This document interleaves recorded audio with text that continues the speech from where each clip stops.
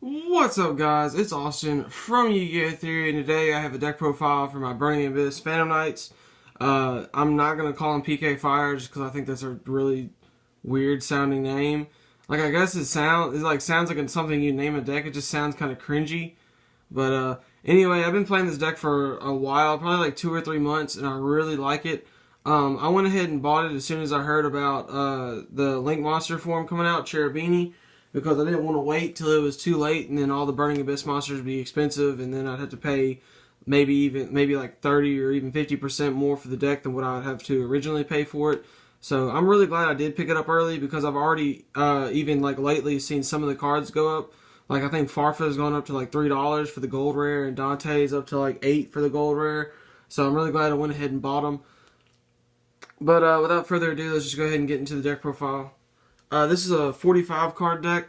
I don't think the 45 card doesn't really hurt the consistency very much as long as you see Burning Abyss monsters in your opening hand, and you don't even have to see multiples. At least like one or two, and then maybe like a Fiendish Rhino is not nice, and then some. You don't even really have to see the Phantom Knights. That's just like extra if you do see them, which and it's always nice too. But anyway, let's start with the monsters. First, you run 3 Burning Abyss Skarm, Malebranche of the Burning Abyss.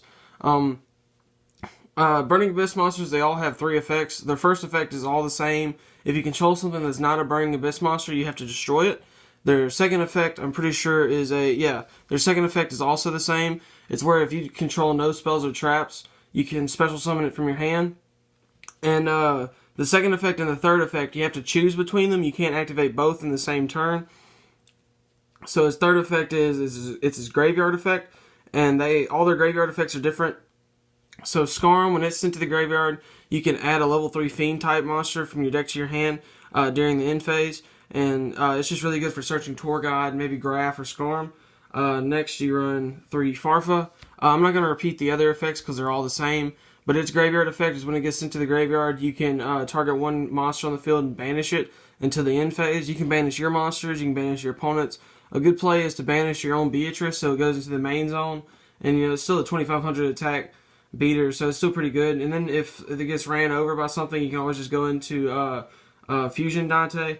Next, you run 2 Barbar. It's just really good utility just to be able to burn your opponent if you get them low in life points, like if you're in time or something like that. Just go ahead and get the win. But when it gets to the graveyard, you banish up to 3 Burning Abyss monsters except for itself, and you deal 300 damage to your opponent for each. So it's like I said, pretty good for burning and stuff. Next, for the one-ofs, 1 Graph, Malebranche of the Burning Abyss. If this card came to 2, I think they would be meta relevant again. Or Seer, like if this stayed at 1 and Seer came to 2, I think it'd be good enough. But if it or just differentiating ratios of those. But anyway, what it does when it's sent to the graveyard, you special summon a Burning Abyss monster from your deck. So it's really good for getting more advantage after you overlay and then detach it. Next, you run 1 Seer. Again, it's limited as well. When it's sent to the graveyard, you special summon a Burning Abyss monster from your graveyard. This is how the Seer Dante loop works. You special summon a Dante back, and then you can discard a card and overlay Beatrice on top of it if you already haven't used your Beatrice. Next, you run 1 Libic.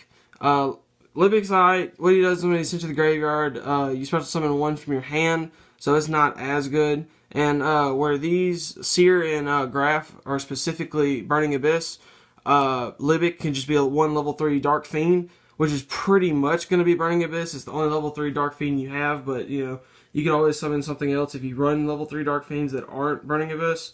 Next, you run 1 Cowcab. Whenever it's sent to the graveyard, you can target a set spell or trap card on the field and return it to the hand. It also helps unclog your own zone, so you can special summon and then just reset it. Also, if you discard this off Twin Twisters, you can get rid of 3 back row, so that's always nice. Next, you run 1 Alec. Alec, when it's sent to the graveyard, you target a face-up monster on the field and negate its effects until the end of the turn. So it's basically like a a Forbidden Chalice, except they don't gain attack or anything like that. It just negates their effects. Next, you run the 1 Rubik. You use it just to synchro summon. It doesn't have a great art effect, so sometimes I'll just banish it off of like Fairy Tale Snow or something like that because I don't really need it. Next, that's it for the Burning Abyss monsters. So next with the Phantom Knights, you run 3 the Phantom Knights of Silent Boots. Excuse me. What he does is if you control a or not burning abyss, if you control a Phantom Knight monster, you can special summon this from your hand. So even if you draw two, you can normal summon one and special summon the other. And then its graveyard effect is you can banish it from your graveyard and add one Phantom Knight spell or trap card from your deck to your hand. The only one you run is Fogblade, so you're always just going to add Fogblade. So, and next you run the Phantom Knights of Ancient Cloak. Ancient Cloak is also really good, but it doesn't really have that good of like in-hand or field effects. It's just a graveyard effect. You banish it to add the boots. You can add any monster, but most of the time you're adding the boots.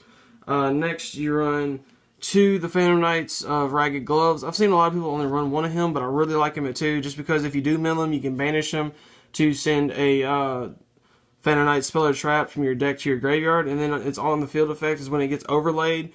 Use it for a dark overlay. The monster that's overlaid for gains 1,000 attack, so that puts Breaksword up to 3,000. So that's a pretty good attack for Breaksword. Next, for like techs and like supporting engines and things, you run 3 Fiendish Rhino. Fiendish Rhino is really good in this deck just because it makes it where your Burning Abyss monsters don't destroy themselves by their own effects. Also, when this is sent to the graveyard, you can send any Fiend type monster from your deck to your graveyard. So you can send Graf, Seer, Skarm, any of your play starters, or if you just need some spot removal, you can send Farfa or anything like that, just because you can send any one of them, so it doesn't really matter. So it just makes it very versatile. Next, you run 2 Fairy Tale Snow. Fairy Tale Snow is just really good at disrupting your opponent, and since this is a graveyard-oriented deck, why wouldn't you run it? I don't like Orbital Hydrolander, just because if you do have something in your graveyard that has the same name, you can't use this effect. I know it's a 3k beater, but still, if you're not running Fairy Tale Snow with Hydrolander, it's not even really worth running the Hydrolander. So I'd rather just run just the Fairy Tale Snow because it does enough by itself. And I don't really have that much problems getting over things because I'll just banish it with Farfa then attack. But Fairy Tale Snow, you just banish 7 from your graveyard and you can special summon it. And then whenever it's normal or special summon, you flip something face down, like a monster. So it's really good at just disrupting your opponent's plays in general. Next, I run 2 Vanity's Fiend. Vanity's Fiend, you can bring it out so easy in this deck. Like a lot of times you could just end on a Dante plus a Vanity's Fiend or a Beatrice plus a Vanity's Fiend. It's just so easy to get out, it's ridiculous. Oh, well, you can't really end on a Beatrice plus a Vanity's Fiend because usually what you special summon out will get destroyed because Beatrice isn't counted as a Burning Abyss. So it probably will be a Dante plus a Vanity's Fiend. You can get it out pretty easily, actually. And it's just a really strong play because a lot of decks lose to Vanity's Fiend except for like True Draco and like Monarchs and things that just don't special summon, which there isn't very much of that. True Draco has made a resurgence lately, so you might have some trouble with that, but you can always just side this out for like Mask of Restrict or something like that that really hurts True Draco, or Imperial Order, that hurts True Draco a good bit. Next, for the last monster, you run this 1 Tour Guide. Tour Guide's really good. You just normal summon it and then special summon any of your Burning Abyss monsters out, but their effects are negated. Their graveyard effects still go off, so that's really good for that. And that's it for the monsters. 29 monsters, I believe. So it's a very, very large monster lineup. Just so you're more likely to mill monsters. You're more likely to draw monsters, which is your good hands. Because you don't want too many spells and traps because they like mess with your plays because you can't special summon your BAs out. But yeah, for your spells, first you run 3 Allure of Darkness. I see a lot of people not running Allure at all and just running Desires. I do not like Desires in this deck just because of how many one-ofs you run, and I really don't want to banish randomly like my Graf or my Seer. I'd rather pick to banish my Barbar to draw 2 cards than to end up banishing my Graf, my Seer, my Tour Guide. Now, it's very unlikely to banish all 3 of those, but honestly, if you banish one of them, it cripples you severely, especially your Grafs and your Seers. You really do not want to banish them. But yeah, that's just my opinion on that. We don't need to go into a whole lecture on that. Next, I run 2 Twin Twister. Twin Twister is so good in this deck because even if you do discard, like it doesn't really hurt you. You end up getting advantage off what you discard anyway most of the time. I was thinking about running Lightning Vortex, and I might still, but I don't know. I'd just rather run Raigeki just because it's not as, like, you don't have to have a card. Or since I'm, like, broke, I have to run Dark Hole, which is fine for me. But next, you run 1 Monster Reborn. I mean, why not? It's a graveyard-oriented deck. So, I mean, it's basically just a quicker Seer. So, why not? Next, you run one Foolish Burial. Again, graveyard-oriented deck. Reasoning. Again, graveyard-oriented deck. And even if they do call it right, it doesn't matter. You'll probably end up getting advantage. And if they call it wrong, like say they call like 3, and then you hit a Vanity's Fiend, you just keep milling because Vanity's Fiend can't be special summoned. So that's how that interaction works if you weren't familiar with it. Next, just one Upstart, get that free draw in. It's basically like I'm playing 44 cards with Upstart. For the last spell, I run a Dark Hole. If you have Raigeki, run Raigeki. It's obviously better, but Dark Hole, you know, even when you Dark Hole yourself and you have like monsters, it doesn't hurt you because you'll probably regain a lot of your advantage just off of their effects. But, you know, it still can hurt you, so Raigeki is still probably the better option. Or maybe run them together. That's always a good option. But next for traps, you run 3, the Phantom Knight's Fogblade. I actually don't have any. I'm planning on ordering them pretty soon, but I wanted to go ahead and do this deck profile just because I had everything else, and the Fogblades were the only thing holding me back. But it's not like I'll play this in tournaments or anything. I just play this with my friends, and they don't mind me using proxies, and I don't mind them using proxies, so it's okay. It's not like I'm out here playing in tournaments with backwards cards. I don't do that. And honestly, I think I'd get caught really quickly, so what's even the point? But anyway, Fogblade, you activate it, you target a face-up monster. It's effection negated, it can't attack, it can't be attacked. And I think if this gets destroyed, I think it gets destroyed. Or maybe it's if that gets destroyed, this gets destroyed. I'm pretty sure if this gets destroyed, that gets destroyed. But most of the time, you just pop it with Break Sword anyway, so it doesn't matter. And then when it's in the graveyard, you can banish it to special summon a Phantom Knight monster out of your graveyard. Even Phantom Knight Break Sword, which is really nice. Next, you just run the Solemn Brigade. I was thinking about running Solemn Judgment, but honestly, I don't feel comfortable paying half my life points. And I know it can negate pretty much anything, except for, like, I forgot exactly what it doesn't negate. I forgot exactly what it is, but it negates a lot of things. But I'd rather just run this, because this is enough coverage, in my personal opinion. I just don't feel comfortable losing half my life points. And I understand you can activate Judgment anytime, no matter how many life points you have. But, you know, I really don't like using it if I have full life points. If you have like 4,000, it's not that bad. But if you have 8,000, you lose 4,000 life points for that, is pretty bad. But anyway, let's go into the extra deck. First, I run 2 Dante. If you have a third Dante, definitely run the third one. I only have 2, so I only run 2. You can take out probably... Well, I'll tell you what you can take out later. But Dante is basically the heart and soul of this deck. I'm surprised it's not at least limited. But what you do is you detach one from it, mill 3, and he gains 500 for each. And if he attacks, he switches to defense. So you usually don't take battle damage from Dante, because he usually just switches to defense and blocks that all out. Next, you run 1 Beatrice, Lady of the Eternal. What you do with this is you have to discard a Burning Abyss monster and then overlay it on top of a Dante. And even if your Dante is in the main monster zone, it has to go in the extra deck monster zone since it comes out of the extra deck, just in case you didn't know that. And what you could do, accept the turn is overlaid using a Dante. So during your opponent's turn, after you summon it most of the time, you detach one from it, usually your Dante, and then you send any cards from your deck to your grave. So it can disrupt your opponent's plays, it can start plays for you, it doesn't matter. It's really versatile, and I guess that's the reason it's limited. So, but anyway, it's just a great card. And then if it gets destroyed, you can special summon out the Fusion Dante from your extra deck, so it's really good. Next, you run 2 the Phantom Knight of Breaksword. It's really good just for spot removal. What you do is you detach one from it, target a card you control and target a card your opponent controls and destroy them. And then if this card is destroyed, you special summon 2 Phantom Knight monsters from your graveyard and then increase their levels by 1 and their effects are negated. And you can't special summon monsters for the rest of the turn except for dark monsters. So you can always link into Decode Talker, but most of the time you go into Dark Rebellion Dragon just so you can go ahead and swing in for some extra damage after blowing something up.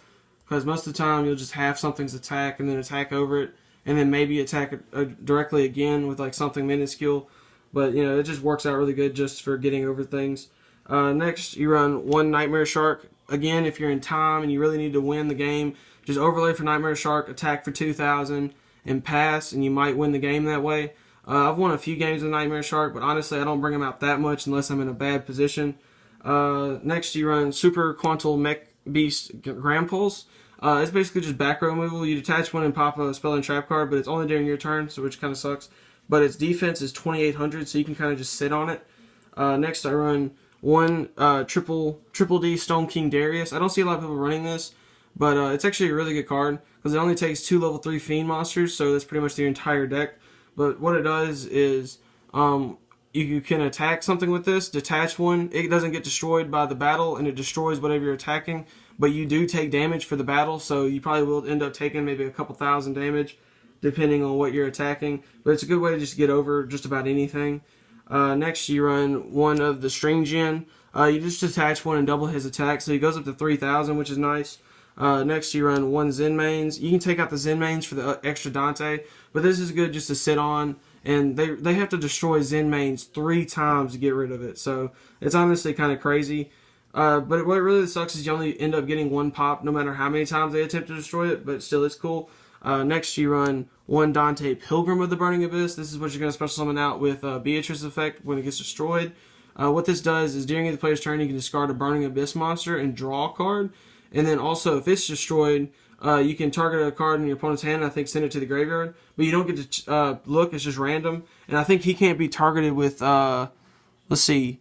Yeah, he can't be targeted by your opponent's card effects, which is really good, just because of how much stuff targets. Next, you run one Virgil. You can only control one of him, and that's what you use Rubik for. But what he does is you can discard a Burning Abyss monster from your hand, target a card your opponent controls, and shuffle it into the deck.